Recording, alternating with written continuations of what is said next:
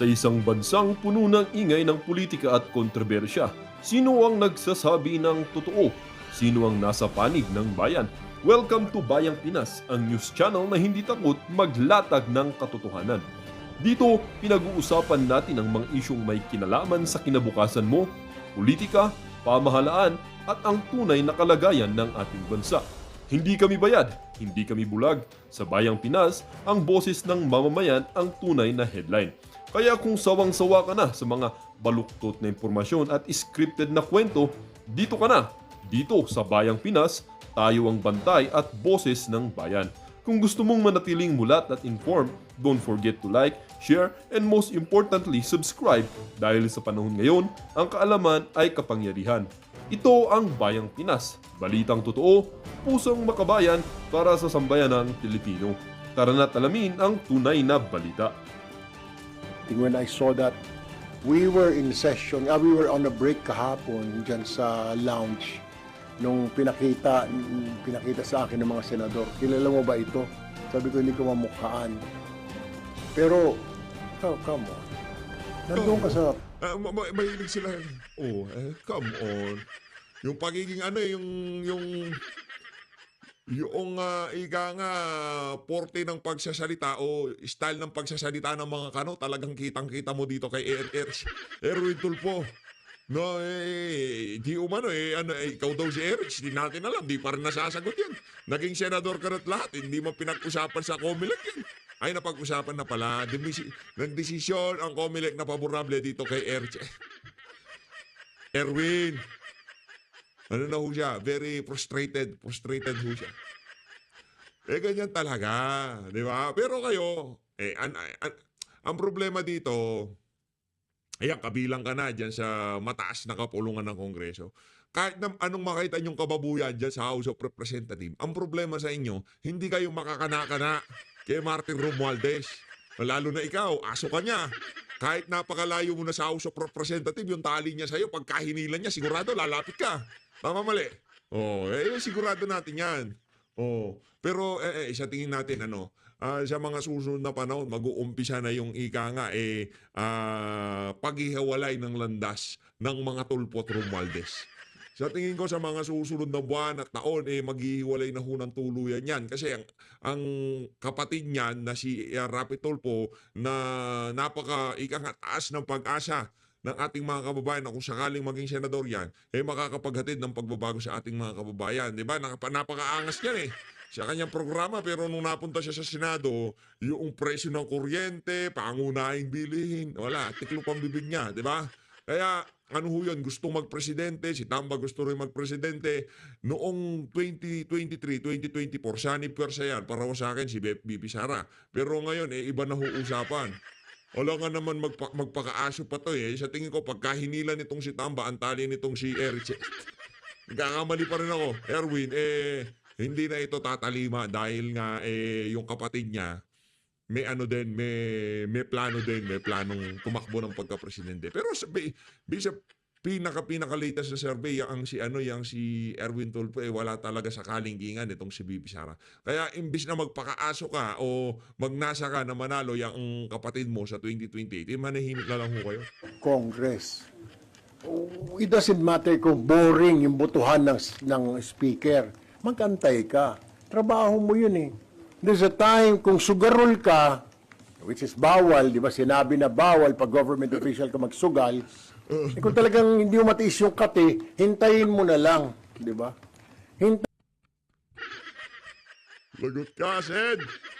Hoy, para dito kay Para dito kay Boy. Asan na si Boy? Teka lang, asan na ba si Boy? Hanapin ko lang si Boy, Pangalan nitong mama na to.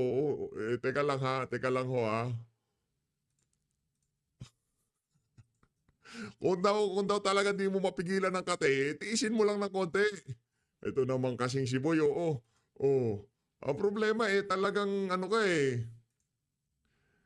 talagang gumugus.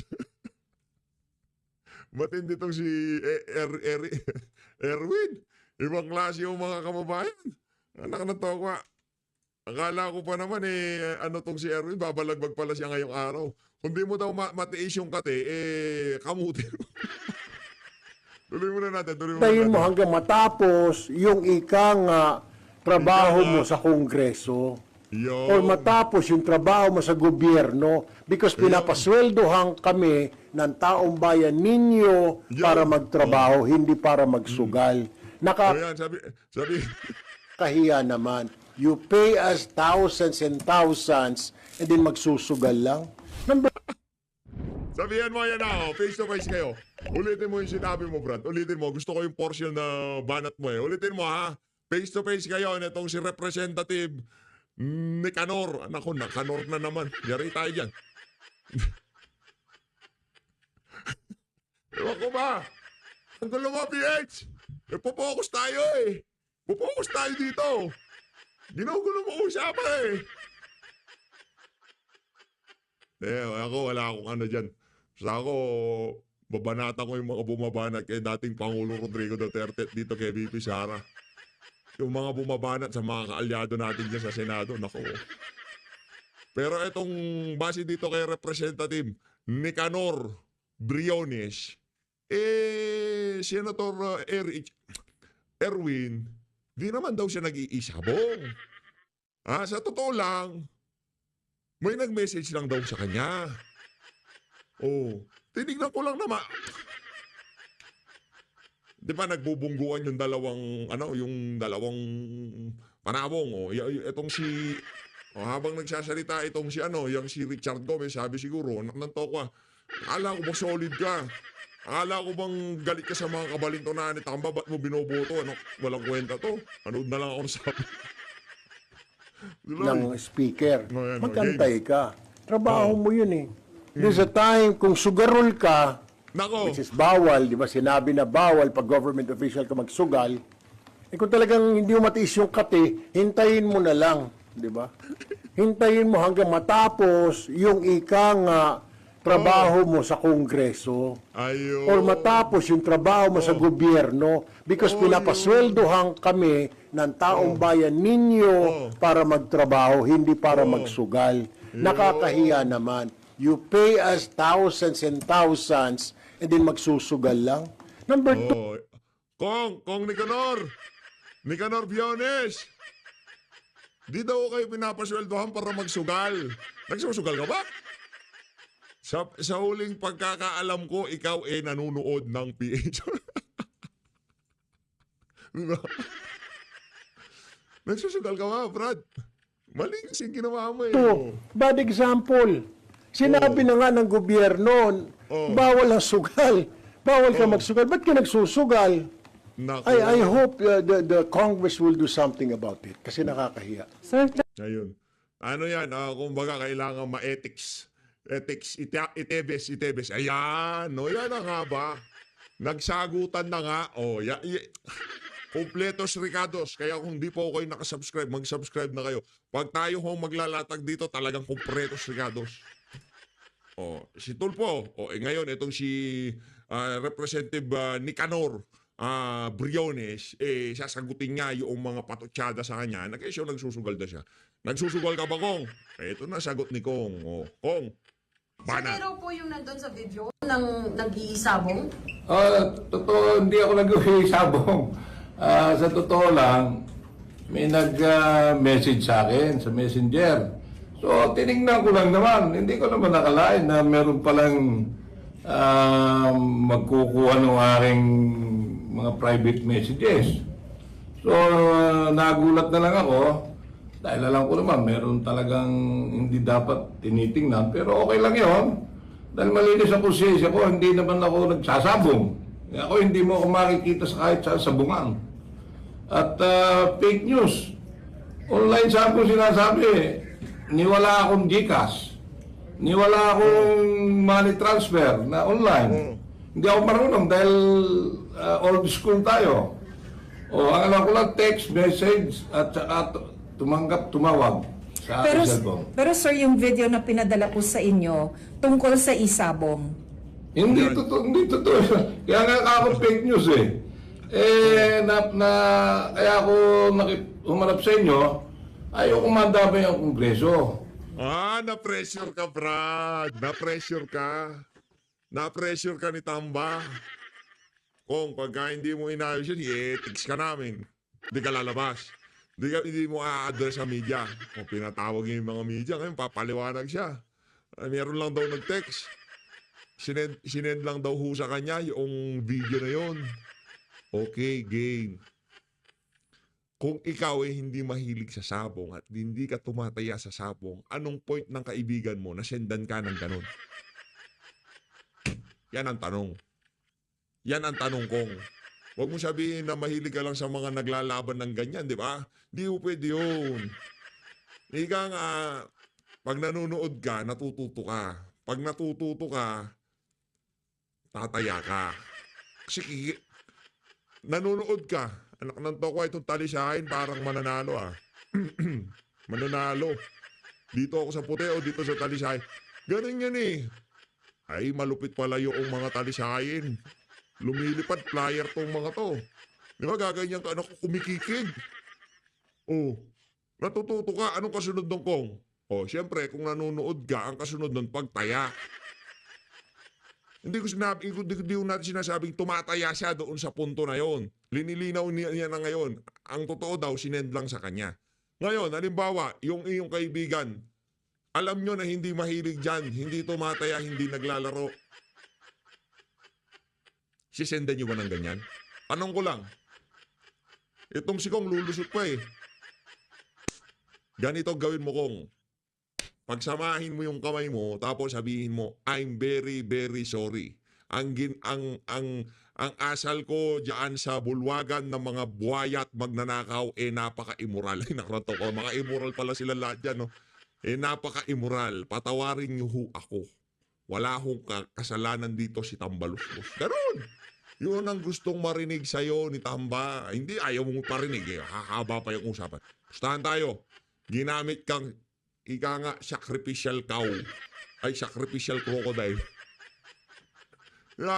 Ginawa kang sacrificial crocodile para sa hindi mapag-usapan yung mga kabalintunahan o yung mahiya naman kayo. Yung listahan ng mga flood control. Good job. Diversion. Executed. Baka planted yan.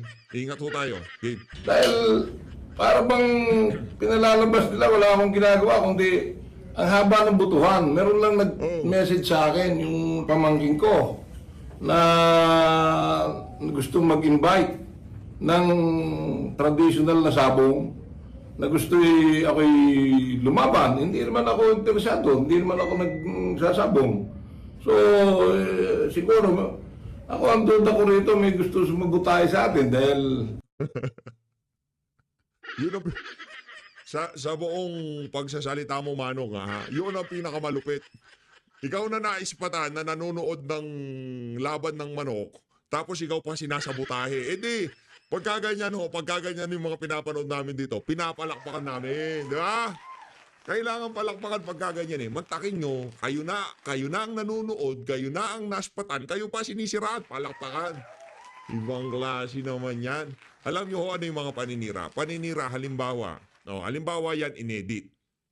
Halimbawa yan, ika nga, matagal na linuluto para umabot tayo sa ganyang usapan. Marami pang pahaging, marami pang intriga o chismis. Kagaya ng mga missing sa bungero. Yan ang planted. Yan ang ika nga, tain ng kalabaw yan. Diba? Tain ng baka yan. Pero itong sa inyo na to, sir, hindi ho, ika nga, nakita kayo nung photographer sa likod. Ngayon, pagka manunood kayo, magdala kayo ng kumot. Magkumot kayo. Next time, magdala kayo ng kumot para hindi. Laban o bawi? Tama o mali? Meron o? Diba ganun lang naman yan eh. Oh, yes or no, true or false. Diba ganun lang naman ang tayaan dyan. Oh, kuha ka ng kumot. Magtakpan mo yung mukha mo tapos laban. Wala kahit na meron paparaps sa likod, hindi ka makukuha ng drug. tayo maraming nakakabangga. Ang aking number one nilalabanan, mga smuggler. Ang pinaglalaban ko, mga magsaka, Brad, ano nangyari doon sa doon sa ano dito, mga inimbestigahan nilang smuggling dyan sa House of Representatives. Yung sa sibuyas, yung agri-smuggling in general, ha? Anong nangyari? Ba't di ko nabasa yung pangalan mo sa mga nagtatanong doon? Pumapapil ka, Brad. Huwag mo akong lokohin dito. Kilala ko lahat ng EPAL dyan sa mga committee sa House of Representatives. At hindi ko nakita pangalan mo doon sa mga nagtatanong. Ngayon ko palang nakita yung pagmumukha na yan. Pero instant sikat ka, Brad. Galing mo, Brad. O sa mga gustong sumikat at pag-usapan ng pangalan, next time, PH naman ang...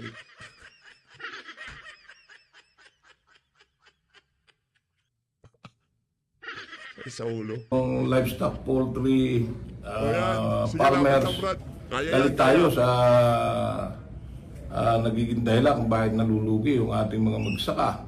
Hindi ko alam kung isa yan sa mga dahilan kaya tayo Pero anyway, kung ano man ang kanilang gustong palabasin, fake news yung ito.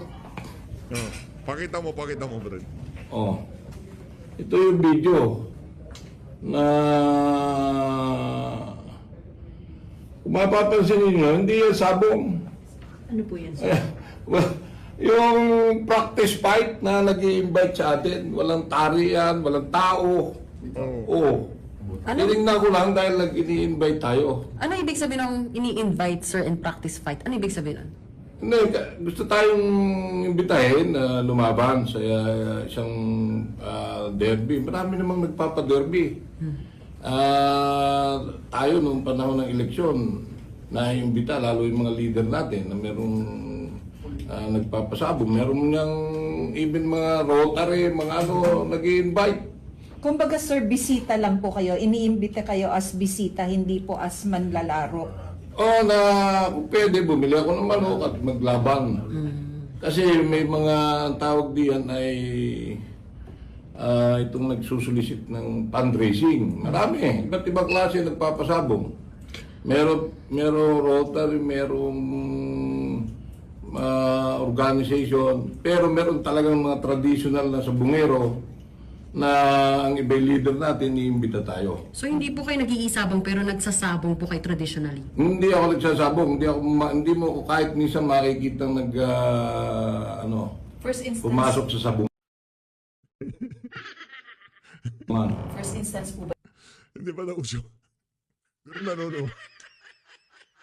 Anong kaibahan ng pagpasok sa sabungan at panonood sa cellphone? Hindi ko makita yung logic, bro. Hindi ko makita yung logic. Kung yung pagiging sabungero, kailangan mo nang pumasok sa sabungan, meron tayong problema dyan. Paano pa ho tayo nagkaroon ng online sabong? Kung ganun ang logic nyo dyan. Okay, siya daw hindi siya pumupunta pero nanonood kayo sa cellphone. At ang medium ngayon para makataya sa talpakan, gamit cellphone. Di palakpakan ho namin kayo. Yan ang mga gusto ko. Di ba, huli na nga't lahat-lahat, lulus. Yan ang Pilipino. Yan ang mga politikong Pilipino. Yan ang karakter nila. Yan ang ikangayo ng dugong nananalaytay sa ugat ng mga walang gadgets. Huli ka na, di ka pa aamin.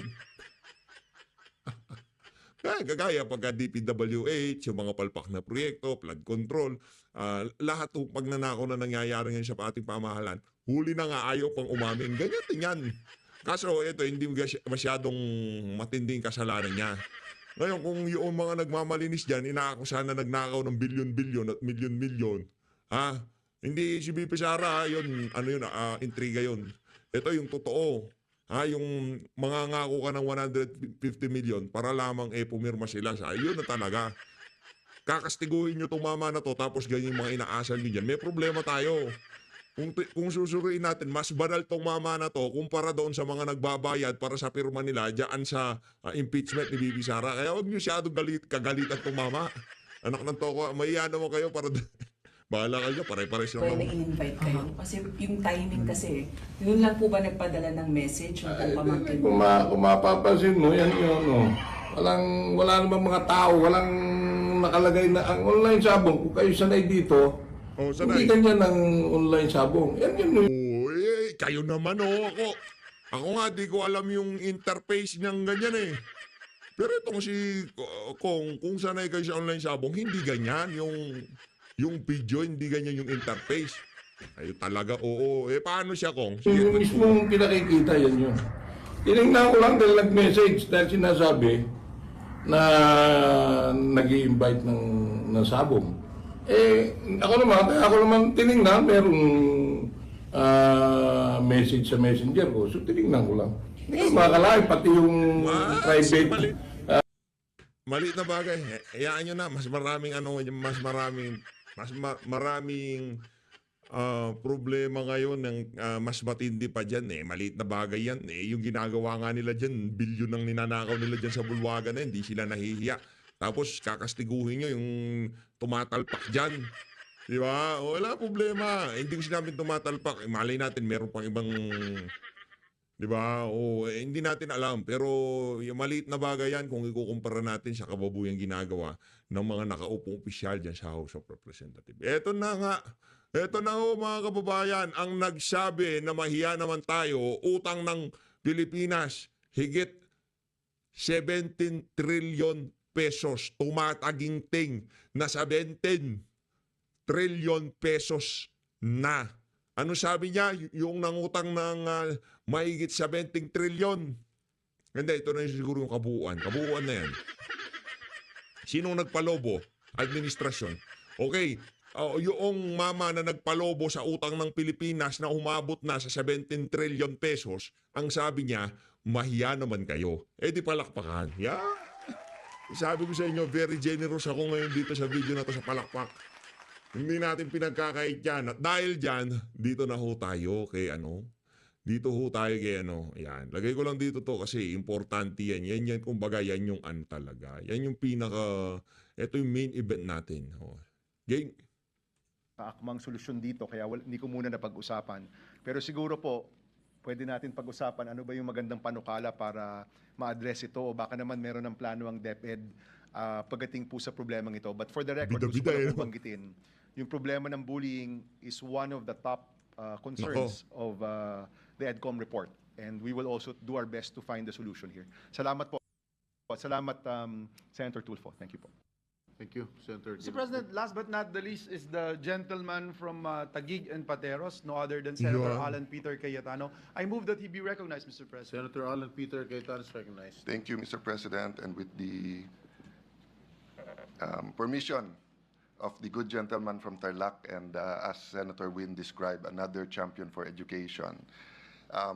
Excuse my voice, Mr. President. I'm praying to be charismatic but woke up asthmatic.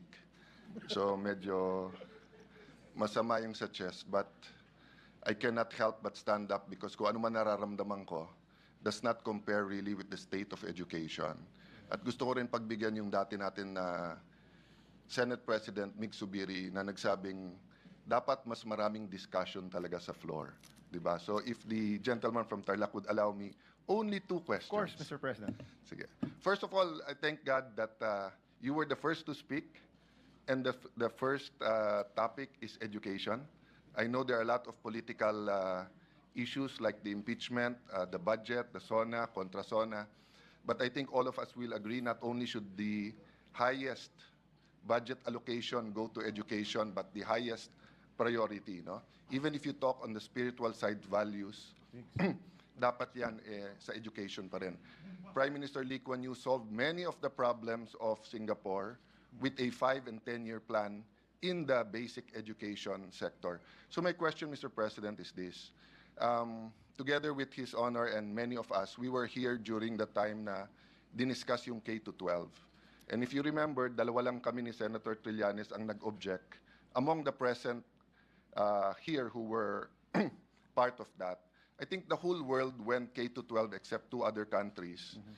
But one of those 2 other countries is top 4 in education in the whole world, no? And then minention din kasi kawawa naman mga engineers natin, they will need another 2 years, etc.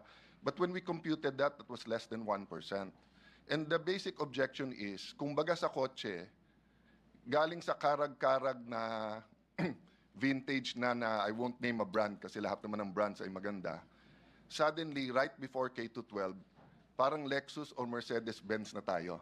To be fair to the former president, ang daming naayos sa education. Yung innovations niya sa bidding out the classrooms as a whole, yung pagtaas ng sweldo ng teachers. I mean, we have to give it to him, to Brother Armin, they did that, no?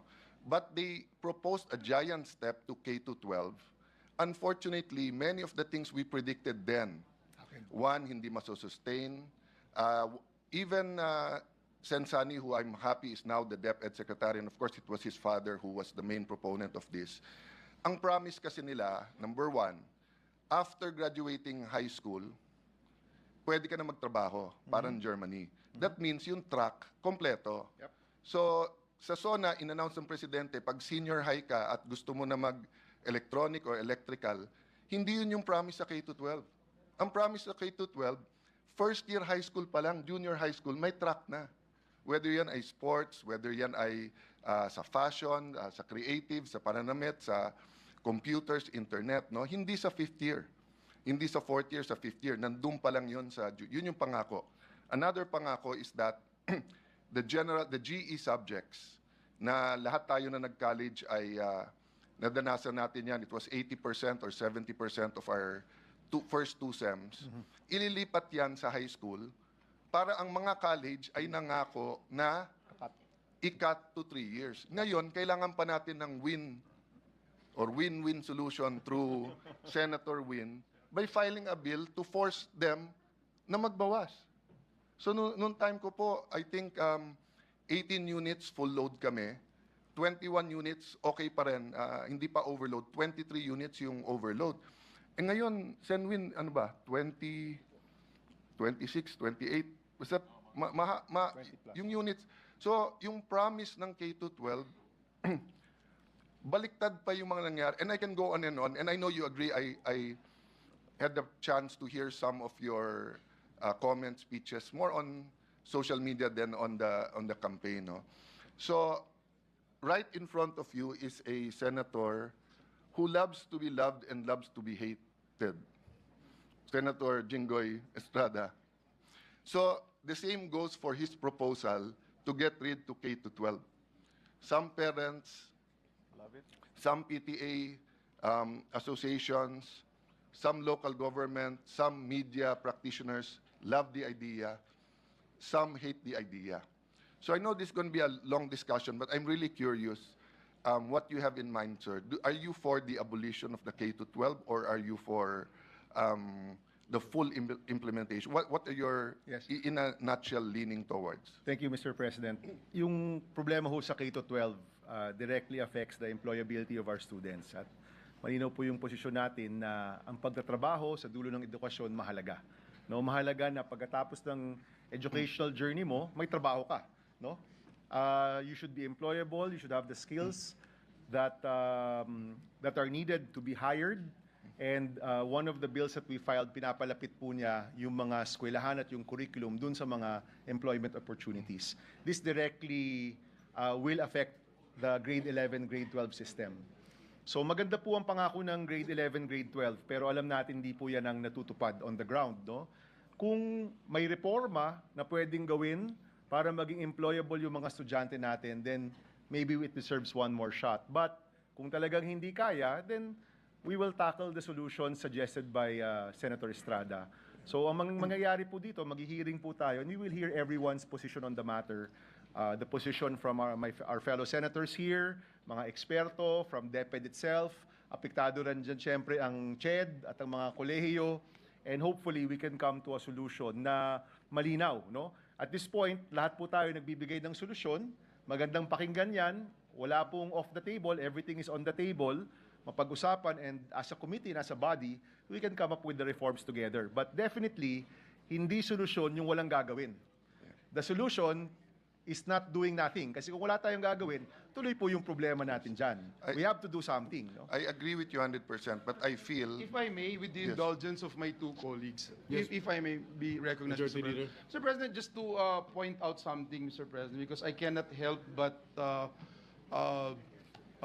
butt in, Mr. President, with regard to the challenges that we are facing in implementing K-12 program. Mr. President, in some countries right now, they're already talking about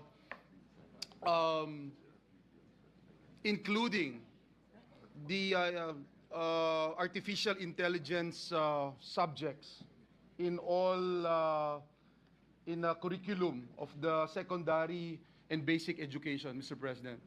You can go to China and they're already implementing it. Until now, in the Philippines, we are still talking about debating on mother tongue use. What I'm just trying to point out, Mr. President, is that in some areas where K-12 is being implemented, for example, and the promise is you will get a job as soon as you finish K-12. But in some, I would not say some, but in many places of the country where there's no resources, educational facilities. For example, Mr. President, you talk about AI, you talk about robotics. 2 years ago, I was in Singapore and I met Robot Ella, a barista who can do 200 cups of coffee in an hour. But 2 months ago, it's already here in Mega Mall. So if we're not going to do something about it, if the schools, the basic education facilities are not ready, then we will only continue to offer hair cutting, massage therapy, which I don't, wala po akong ano doon, no? I'm not against the course. Pero kung yun lang po lagi, Yes. at yun lang yung dinala sa isang particular community, then walang upskilling, walang retooling, then the problem will continue to arise, especially with the rise of artificial intelligence. So just to point out, Mr. President, the importance of really looking into this, and I don't think, I don't agree actually, Mr. President, of abolishing K-12. But if we are not going to implement it properly, then that's the only thing we can do right now, probably think about. But abolishing or going back to our usual yung limited time, Mr. President, in the basic education, baka babalik na naman tayo doon sa dati at hindi tayo mag-move forward. Just to put that on record, Mr. President. Thank you, distinguished colleague. Thank you, Senator Cayetano. Thank you, Chairperson. Mr. President, just to add to the Majority Floor Leader's point. Yes, please. Please proceed. Mr. President, ang nangyayari po kasi, yung pagpili ng mga kurso, hindi siya base sa job market information. So, actually, hindi pa nga yung available eh. Kadalasan po yung nangyayari, kung ano yung gusto ng mga magulang, kung ano yung gusto ng mga tao, hindi po kung ano yung base sa mga available jobs in the area.